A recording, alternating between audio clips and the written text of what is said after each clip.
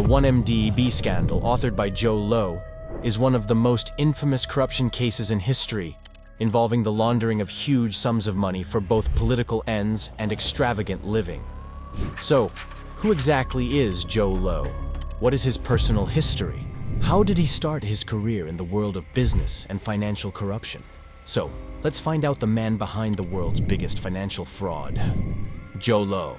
Introducing Jho Low, or Low Take Jho, a Malaysian business person accused of embezzling billions of dollars from his government's funds. He is believed to be the mastermind behind a complex financial fraud scheme that involves a network of offshore shell companies, renowned celebrities, connections in the Middle East, and financial dealings on Wall Street. This person is alleged to have orchestrated the financial crime of over $4.5 billion from Malaysia's Sovereign Wealth Fund, 1MDB, One Malaysia Development Berhad. These funds were used to purchase global properties and luxury yachts, and even support the production of Hollywood blockbuster films. But here is the fun part. Do you know that the former Malaysian Prime Minister, Najib Razak, himself was involved in this fraud scheme, and later faced arrest and charges related to financial corruption, embezzlement, and abuse of authority, and purportedly had his own private bank account into which these funds were transferred? There is a widely held belief that the 36-year-old Low was the one managing the capital of 1MDB. Sounds like a really fine directed movie, right? Wait till you hear the whole story.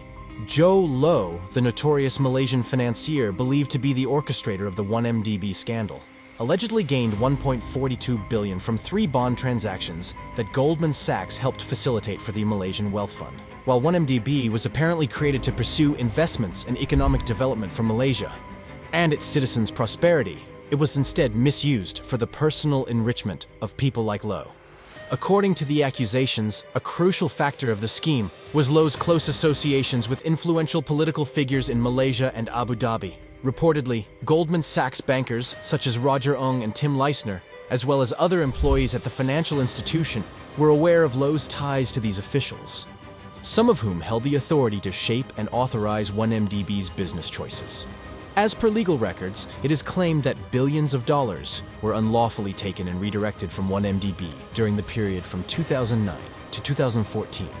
The fund had been raised to secure financing for its initiatives, which included the funds generated during those years through 3 bond deals carried out with the financial institution.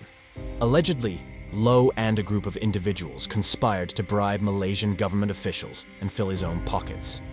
Do you know that Jho Low allegedly paid famous personalities and well-known Hollywood figures, including Leonardo DiCaprio, Paris Hilton, Kim Kardashian, and others, huge sums of money to have a party with him? He is also accused of heading a plan to secretly transfer the money from their unlawful endeavors through the US financial system by purchasing high-value properties in New York City, Los Angeles, and London, in addition to investing in art and jewelry. This also involved supporting major Hollywood blockbusters. Seems like Jho really did all this to be that cool kid who hangs out with popular seniors, right? Well, you will be shocked to know that his journey started quite like this. To get an answer to this question, you will have to take a look at In Billion Dollar Whale, authored by Tom Wright and Bradley Hope, which spells out Low's life and rise to infamy. Jho Low's early life was notably privileged. He was born and raised in Penang, Malaysia, and his father, Larry Low, amassed a great fortune from selling his shares in a clothing company. However, Jho Low's educational journey took him to the prestigious Harrow boarding school in the UK and later to the Wharton School at the University of Pennsylvania in the United States, where he was in the company of the kids of some of the world's wealthiest and most influential families. According to Wright and Hope, even though the Low family was rich, their wealth and social standing proved to be inferior to those of these young kids at his school. While studying abroad, Jho Low acquired the skill of skillfully crafting his persona to persuade rich and influential kids that he was part of their circle. As detailed by Wright and Hope, Low organized social gatherings with the intention of enhancing his social standing. For instance, during his boarding school days, he gave invitations to several schoolmates for a trip to Malaysia and accommodated them in a luxurious mansion he had rented, presenting it as his own. This trick effectively convinced Low's peers of his wealth. During his time at Wharton, Low further solidified his reputation for hosting extravagant parties. After he had built a solid reputation, Low started exploring paths to utilize his newfound connections. As mentioned by Wright and Hope, Low started traveling to the Middle East alongside his Wharton friends, with the aim of getting introduced to potential business associates. Wright and Hope detail how Low quickly made connections with influential political and financial figures on the international stage. Notably, Low met with Yusuf al-Otaiba, a political advisor who later assumed the role of an ambassador, and Khaldoun Khalifa al-Mubarak, who was in charge of Mubadala Development, a sovereign wealth fund in the United Arab Emirates, UAE.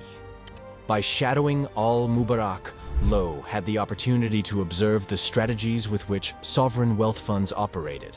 Supported by the UAE government, al-Mubarak and his counterparts at the helm of Mubadala had access to a lot of money, with limited oversight or regulation.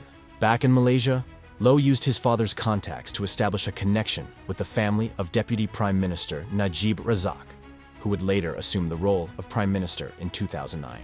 According to Wright and Hope, Low attempted to transform his association with Najib's family into a real estate contract. Nevertheless, Low started facing immediate difficulties by committing to profits for his new friends without having the necessary capital to support the project. Although the deal ultimately didn't materialize, Low's newly formed friendship with Najib held significant importance as it proved pivotal in the biggest financial fraud in history. It is safe to say that the collaboration between Jho Low and Najib Razak is at the center of the One Malaysia Development Berhad, 1MDB scandal. The 1MDB fund was established in 2009 during Najib Razak's tenure as Malaysia's Prime Minister. Its stated purpose was to promote economic development and investment in Malaysia. However, it was later revealed that a significant amount of money from the fund, estimated to be billions of dollars, had been misappropriated and used for personal gain. Jho Low, despite having no official position within the Malaysian government, played a significant behind-the-scenes role in the 1MDB fund. He had a close relationship with Najib Razak and was involved in many financial transactions related to the fund. He is alleged to have acted as a central figure in orchestrating the misappropriation of funds and their transfer to various offshore accounts. The collaboration between Jho Low and Najib Razak involved the alleged diversion of billions of dollars from 1MDB into a complex web of offshore accounts and shell companies. These funds were then allegedly used for various purposes, including the purchase of luxury real estate, artworks, and yachts, and financing extravagant lifestyles. The 1MDB scandal came to light in 2015 when investigative journalists and international authorities began to uncover the financial improprieties. Najib Razak was charged with corruption, money laundering, and abuse of power in Malaysia. He has consistently denied any wrongdoing and maintained that he was the victim of a political conspiracy. In 2016, just as authorities in various countries, including Singapore, Australia, and the United States, were closing in on the massive illegal activities, Jho Low, the man who masterminded the fraud of over $4.5 billion from Malaysia's sovereign wealth fund, disappeared. After his financial fraud was exposed, it is reported he went on the run and faced charges in multiple countries, including the United States, where the Department of Justice, DOJ, filed lawsuits to seize assets allegedly purchased with embezzled funds.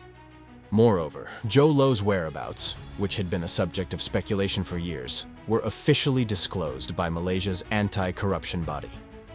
The Malaysian Anti-Corruption Commission, MACC, in response to questions from Al Jazeera, stated that it believes the individuals wanted for the 1MDB case, especially Jho Low, are hiding in Macau.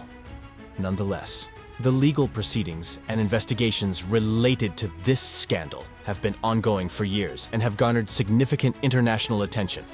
For many years, Malaysian officials have put in their efforts to oust individuals connected to the 1MDB scandal.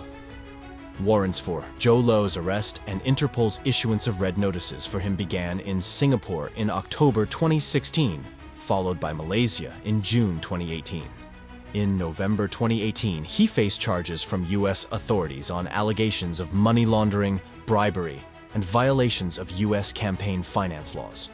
In March 2023, Kuwait handed down a 10-year prison sentence in absentia for his involvement in laundering $1 billion of 1MDB funds. It is undoubtful that Jho Low can be considered one of the most sought-after white-collar criminals. His lavish way of life, high-profile friends, lavish presents, upscale properties, super yacht, and personal aircraft turned him into the international symbol of what the United States Justice Department referred to as the most significant case of kleptocracy it had ever unfolded.